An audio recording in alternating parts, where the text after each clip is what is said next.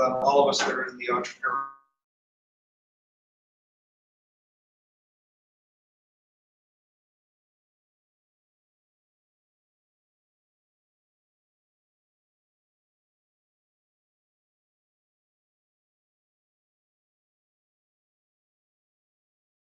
That on the Tuesday the 16th, we've got Michael Orey, the team from Studio 11, talking about from SLC to New York City and some of the things that are going on with the growth of the community that's participating of the foundership with the science bit.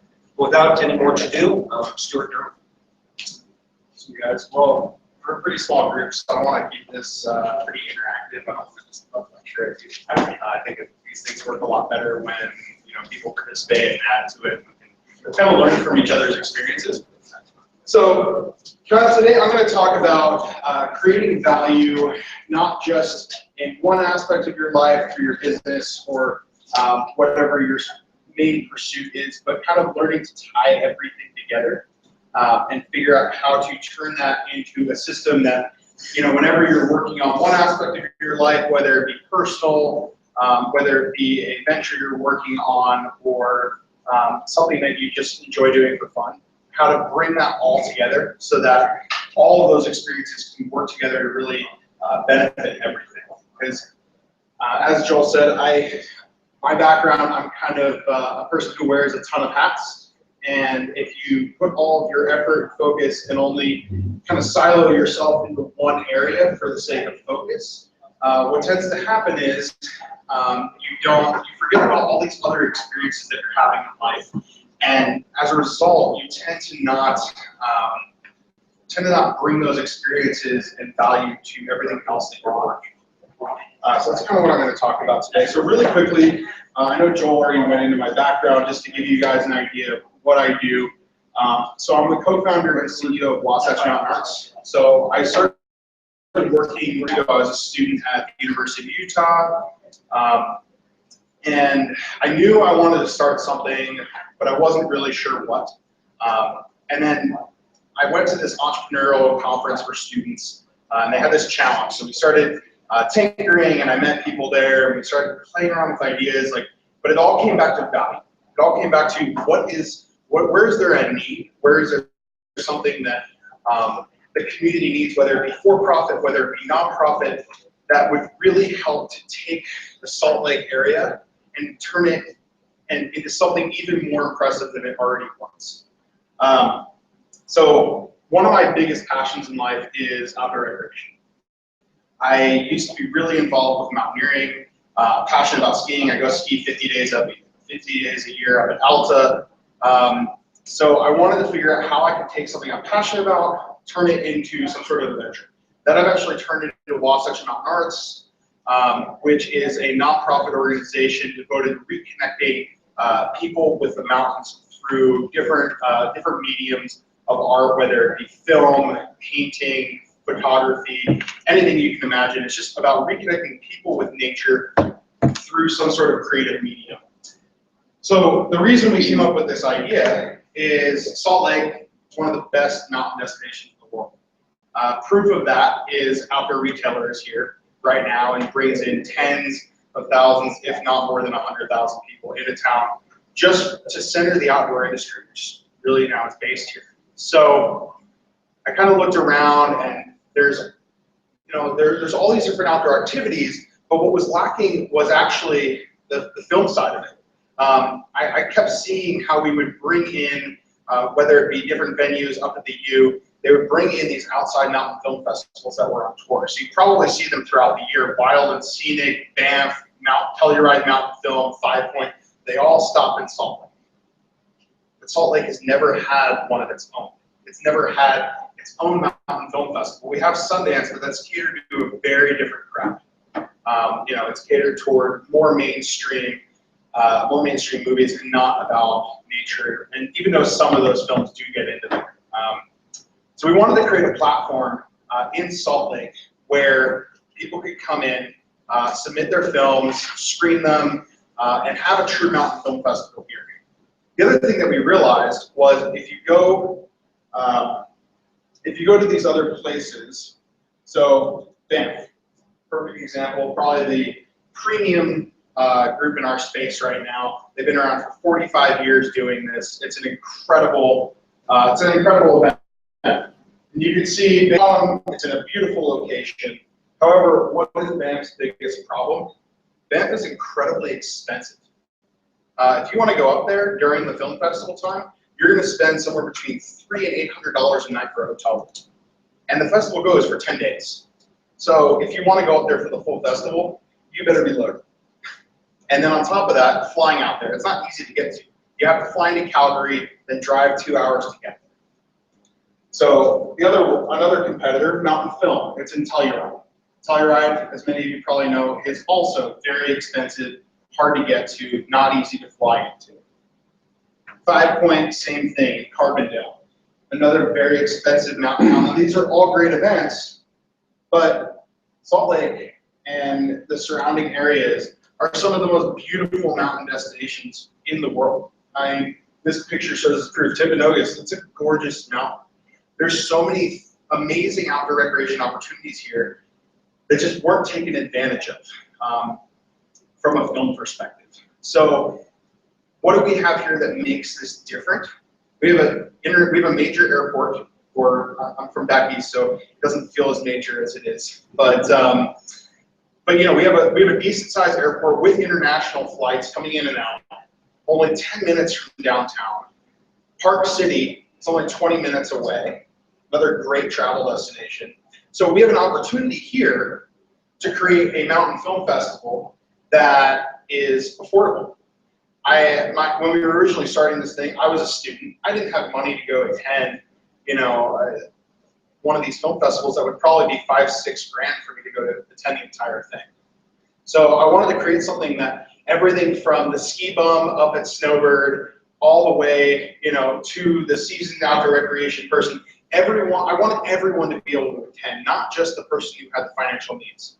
So, you know, here in the Valley, you can get a hotel room for $50 to $80 a night during the time of the festival because we have so much opportunity here. So that's kind of where it started. And then started working on it 4 years ago. So 2 years ago, we had our first festival. It wasn't really a true festival. It was kind of a single night event, just proving grounds to see, you know, was this a viable idea? Was it actually going to work? Because we had no funding, especially because we decided to go the route of becoming a nonprofit. So we couldn't even go after getting investors. So we started this thing, had our first event. It was a great success. We had a couple hundred people there, but we had reached our capacity. So we knew this year we needed to expand, and fortunately we wound up having 1,600 attendees this year, which is awesome, and we only expected to have about 1,000. So hopefully next year we'll have somewhere 3,000 to 4,000 attendees.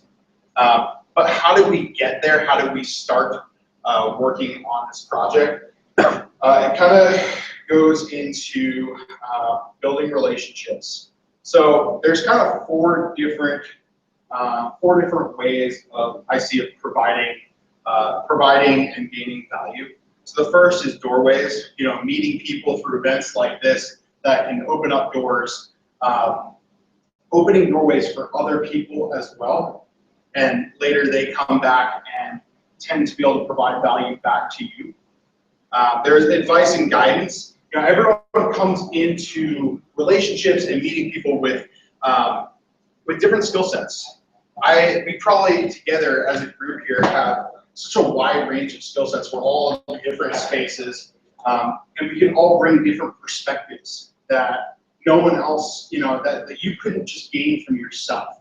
You have to have that outside view to be able to see beyond your own box and your own limitations of your skill set. Another one is shared resources. So building partnerships with other organizations where you can collectively go after bigger projects and pursue bigger ideas by combining your efforts, whether it be financial, in kind through resources that you already have in your assets. And then lastly is mind expansion. So one of the ways that you can really provide value to any organization you're working with or to yourself in your venture you're working with is by extending your mind and always be learning, be taking in information.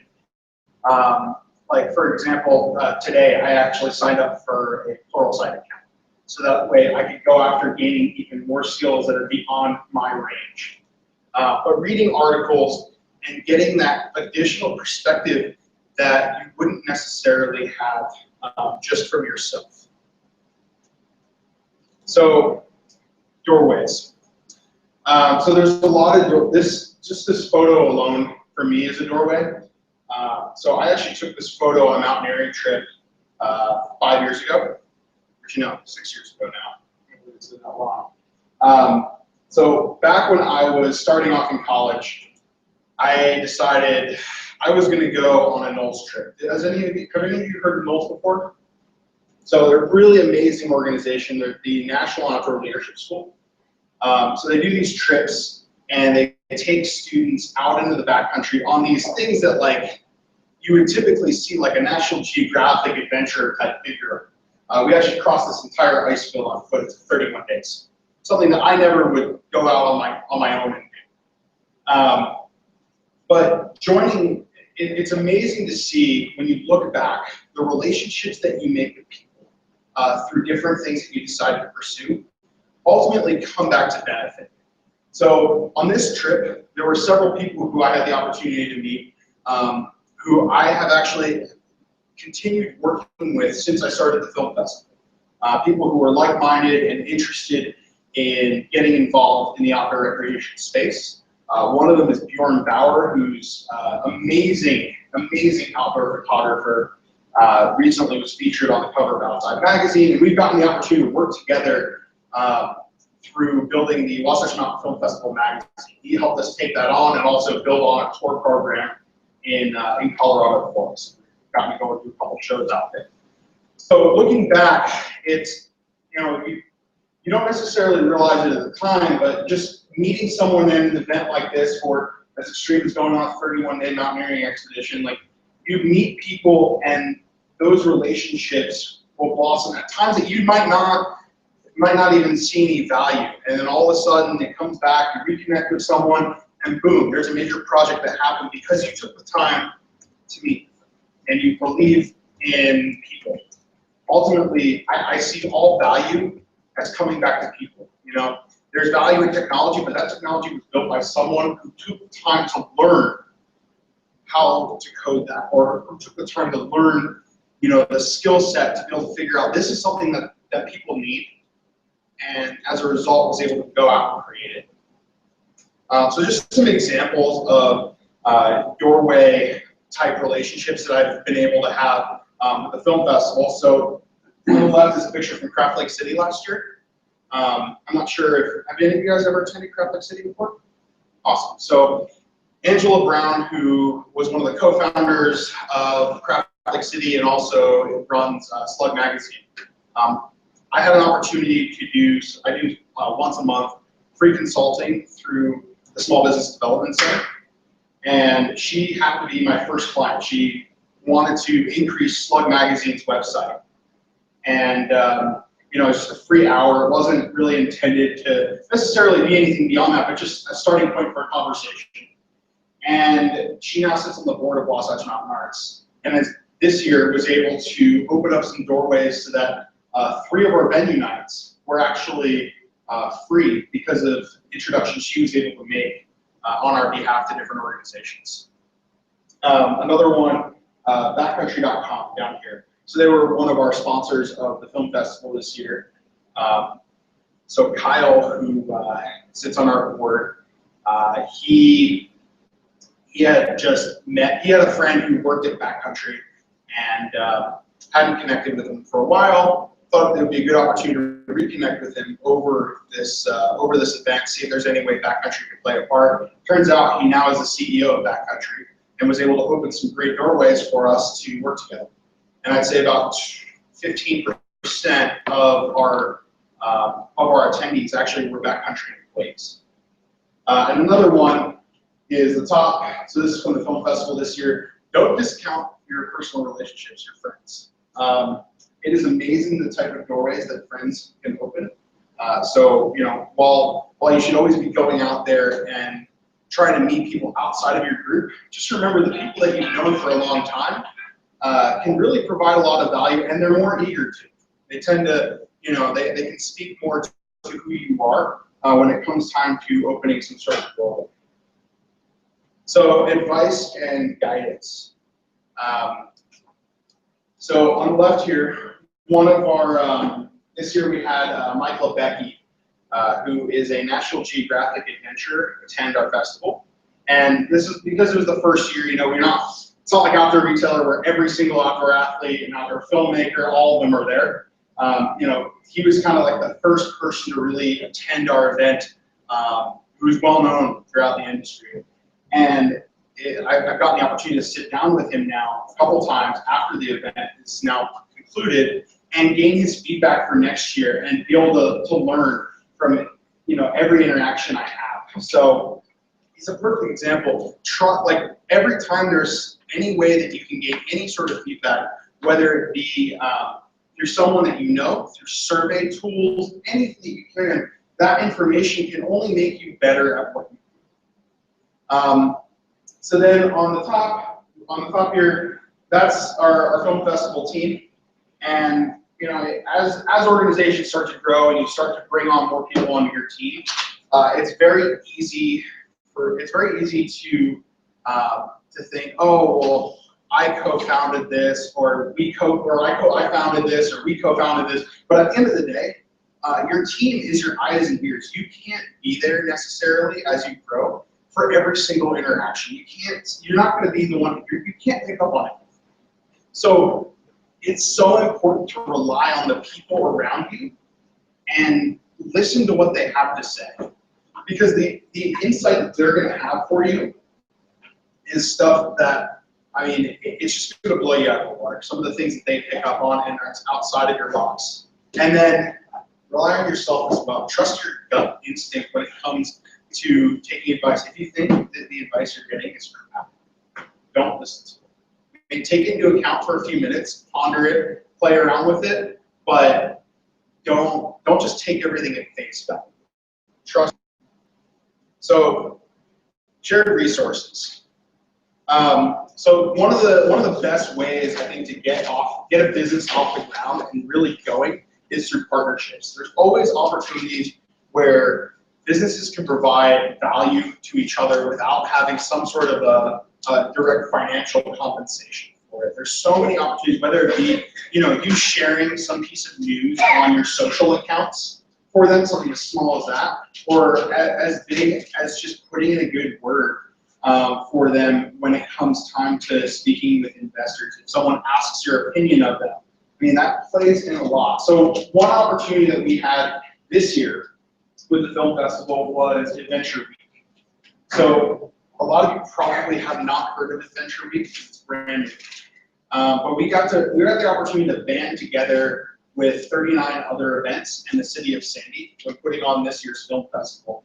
Have any of you heard of the GoPro Mountain Games in Vail before? So GoPro Mountain Games are kind of one of the largest outdoor recreation activities in the world. There's all these races and trail runs and biking events going on and kayaking, all this stuff.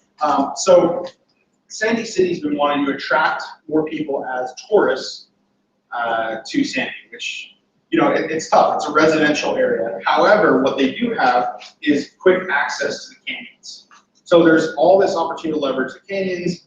And what they needed was, they didn't have the manpower to go out and just run this event themselves because they were all busy already working on the projects they had.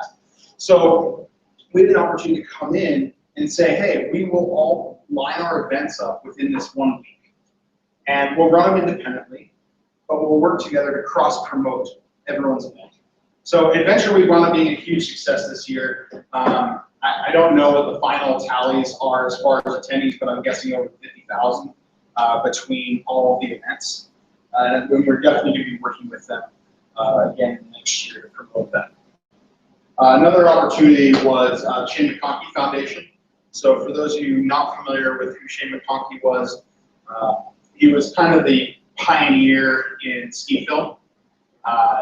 tragically died a couple of years ago in a ski-based jumping accident, which, you know, ski-based jumping sounds dangerous.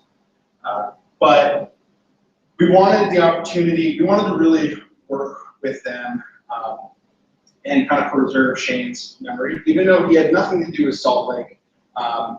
You know, we saw an opportunity where, you know, we can get the word out more about who he was and what he did for the space, which is what the foundation is all based around, and empowering other people to go into that role. And then on our end, we wanted to create a role. And we're trying to think who we can do it after. So once we created the award, we actually had an opportunity to have Sherry McConkey, his widow, come out and actually present the award, which is awesome. Incredible person. And yeah, so working together, we were able to actually grow our awards night and just work in synergy with other organizations, which ultimately, as with any nonprofit organization, that's your goal. And then to that, we were able to expand our reach this year. So below actually shows a map of this year's film festival attendees. Going into the year, you know, our second year and first true festival, we weren't expecting a global reach at all. We were expecting, you know, 99.99% of people to be from Utah. And what we found is, yes, we had a huge group of them in Utah, but we had people from all over the country, and even a couple of people from Europe who came out for the festival, which blew me away. The only reason we were able to do that is because we were able to tap into other organizations and work together to cross-promote. So throughout the year, we've now built relationships with different outdoor companies where, you know, they'll post our stuff, we'll post their stuff, we'll include it between different email campaigns and just constantly be pushing that out. So to me, this just shows when you work together and in harmony with other organizations, you can have a reach like this and have people fly out from all over the country or all over the world for your event. So the next one is expansion. So, all right, I'm gonna get a little interactive here now. I know everyone is kind of in different spaces, but what resources do you guys use to kind of grow your knowledge base and your skill set? Self-circle. Very good. Thank you very much. An oldie but a goodie is Google Alerts. If there's anything that you want to be able to find that you're researching, setting up a Google alert for a specific topic or individual or organization, it'll overwhelm your inbox. Oh, it will. But in that inbox, you can get some topical things that works even better than like an RSS stream. Yeah, and one thing I'd recommend with that, you should probably already doing it, but creating a specific folder that they automatically get filtered to and just check that. That way it doesn't just destroy your inbox. Because I think I have over 100 different alerts set up. And at one point I was getting 50 emails in my primary Gmail inbox every single day. So just making sure that they're auto-filtered out is good. Anything else? I have something called a mastermind group. We meet every week. Awesome. On a very regular, strict schedule, so it never gets pushed to the back burner. And each week it rotates. One person's in the hot seat, and they come with a set of issues that they have in their business, and then everyone else proposes solutions. So yeah, it's been amazing. I've been doing it for about a year. It's really That's cool. really cool. That is really cool, especially when you can get people together to do something like that, and you put that pressure each time on someone. You get so much more out of it, and the value that each of you bring to that group just continues to increase the longer that you do it, and as long as everyone stays honest and open and is harsh on each other. Mm-hmm. That's that's another important thing to remember. Is, you know, everyone has to be harsh on everyone, because it's not for the sake of being mean. It's not for the sake of picking them apart. It's so that everyone can get more value from everything that they do. Are there any other things that you guys use to grow your skill set, your knowledge? Well, I have a lot of partners that send out a lot of trainings, just partner trainings all the time. So. Cool. Partner trainings are great. So that's actually something that we're starting to dive into with the film festival, is creating creating trainings for different filmmakers. So everyone who submits films gets put on an email subscriber list, and that list gets training information throughout the year from expert filmmakers who have, won awards at our festival or won awards at different other festivals. So that way everyone can just learn from each other. Are there any others? Yeah, reading books, articles, tutorials, watching YouTube videos. Awesome. Yeah, so I mean, the key is, you have to remember that value isn't just something that you're pushing out there or someone is providing to you. The key is that everyone it's a circle. It has to stay a circle. If it's one way, eventually one side's going to get tired and they're not going to see, to be able to place that emphasis on that relationship, whether it be through content, whether it be through meeting in person. You just have to keep at it, and it just has to be going in a circle. So one other way of kind of providing value is understanding how to really communicate with people. I see a lot of people who they may create a great product. They may have a great process for getting that product to market, but what they don't do is once the sale happens, how do you keep people engaged? How do you keep people happy? And I see a lot of that being through upselling people constantly and keeping in front of them, letting them know that you're always there to continue providing more value in whatever way that you can. So at Monumetric, where I work for my day job, we're constantly pushing out campaigns to to all of our members. So we basically make we manage the ads on different publication sites across the world. So we're their monetization partner. However, we don't stop there. We don't stop investing once we're making them money. We also teach them, all right, these are ways that you can also be better in different aspects of your site. So thinking kind of outside of your specific focus and trying to bring value to all different aspects of what they're doing. My take on what you were talking about with the starting with the relationship is once somebody's expressed interest in your product, that's the dating phase. But once they've actually bought from you, you've got the evangelist, and that's where the relationship really starts. So being able to make sure that you've got the marketing automation funnel ready to go once that first touch has occurred, and then carrying forward has to be something that is pervasive and Absolutely, it has to just continue going. Because it's amazing, and I've seen this time and time again with our publishers who feel we recently revamped a lot of those automation strategies because we realized one email every other week wasn't enough to keep them engaged. And it's amazing because we would continue making them more money than they've ever made before and setting that benchmark higher and higher and higher. But because we weren't pumping out content daily or every other day, multiple times a week, they started to see value in that relationship less and less. Now, this is despite the fact that they're making more money with us than they've ever made before. So it's just interesting to see how communication and quality communication on a consistent basis and stuff that's actually valuable. You don't want to pump out crap to people. No one wants to see, a couple sentence email with, here's the tip of the day.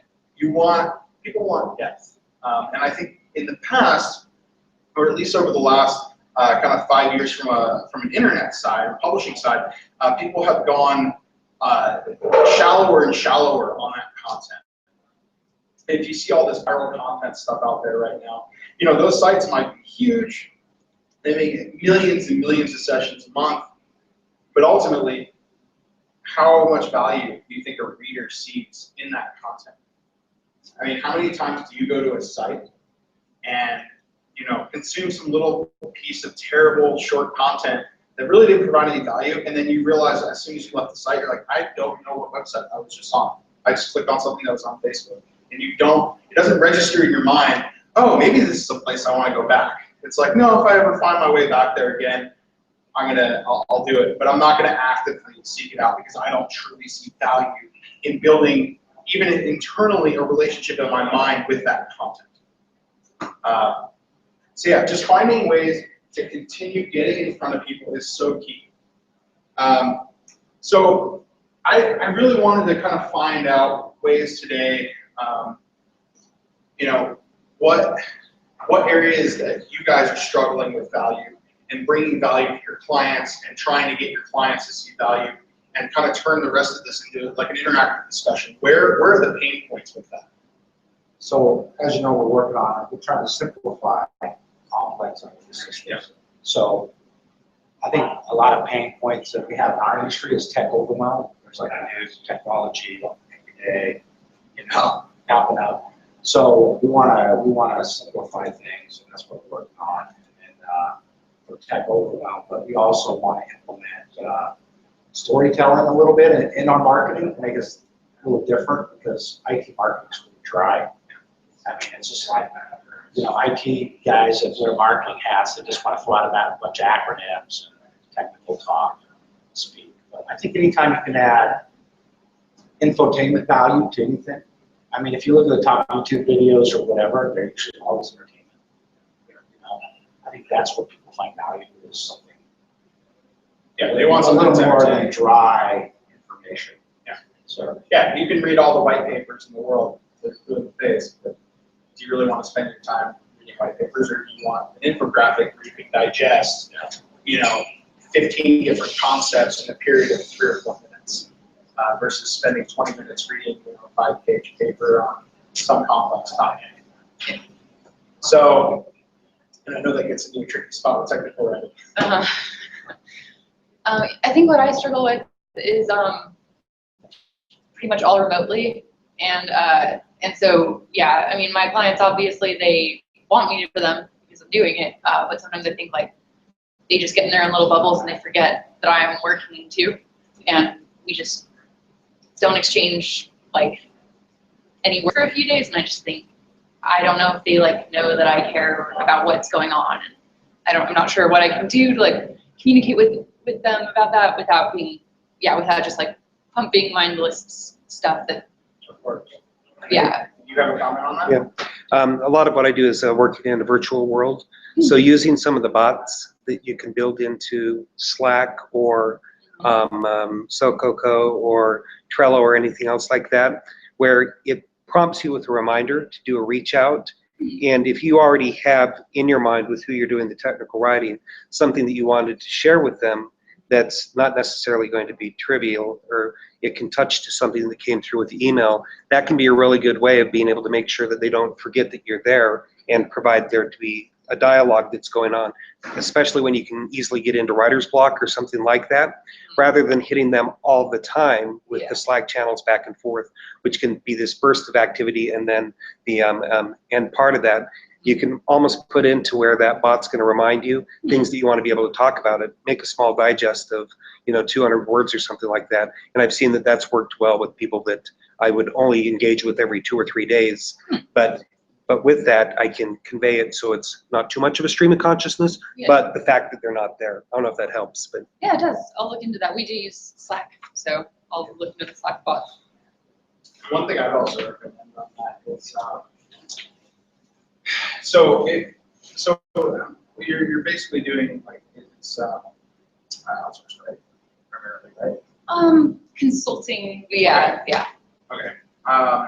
Yeah, I mean, I would also, I've done this in consulting, is where if you have articles or like interesting things that are happening, just on, hey, just thinking of you, saw this interesting article, and it's just a great way to keep reminding people that as someone, even though you're not directly part of their business, but you're consulting, you're always thinking of that. So that might be an interesting thing to incorporate every now and then. That's a good idea, and there's someone else on the team that already does that, Okay. and I always love the stuff that he sends, so Nice. there you are. Yeah, Cool. good idea. Awesome. Was there anyone else? All right. Well, that's really what I had. I mean, I just, meet everyone. I hope everyone here gets a chance to meet each other and talk. I just wanted to kind of bring up some interesting concepts and things that I've learned through my experience with the film festival and consulting and whatnot. So, thank you guys. Appreciate it. Thank you. Awesome. All right. So wanted to give a little bit additional housekeeping. We are in the process of working with a consortium of groups, some of which are my company, Accelerant, SL Circle, as well as the folks that are working on STEAM, the development in the Granary District, to take over the day-to-day operations of the whole event. As Homie has moved on, and much of the space that we had in here with everything, it appears to be a little bit of a morgue, but some things are changing here that if things work out, we're going to take a very proactive role in providing for different user groups, the ability to have more sessions like what we have here from Thursday sessions, more events that could tie into different user groups, and we'll also be tying into the SL Circle group and membership, which will provide access to some of the meeting rooms here and the ability to present here as well. So it's in its early stages of where we're at, but this has been an adopted home of the Circle in the past, but now with many of our other groups like Salt Lake City Tech Startups, the Lean Startup Circle, the Crawl, Big Data, Utah, AdFab, there's all sorts of different groups. We're going to try to be able to turn this into a regular learning and training environment over the next period of time.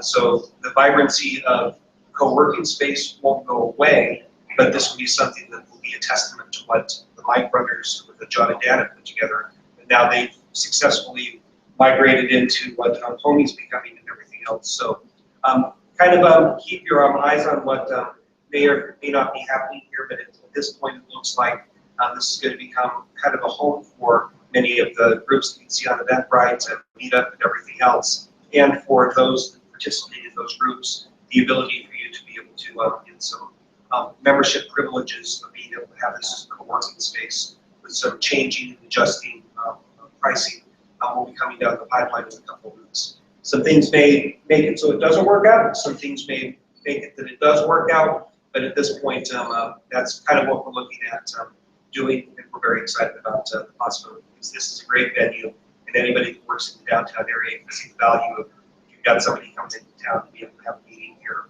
or an event or something along those lines. So again, hopefully we can see you on Tuesday, on the 16th, at the Science Bank building, and I encourage you guys to mingle.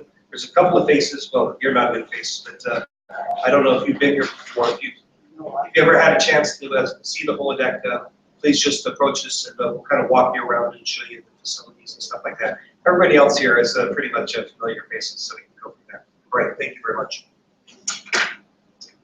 Awesome. Welcome to SSO.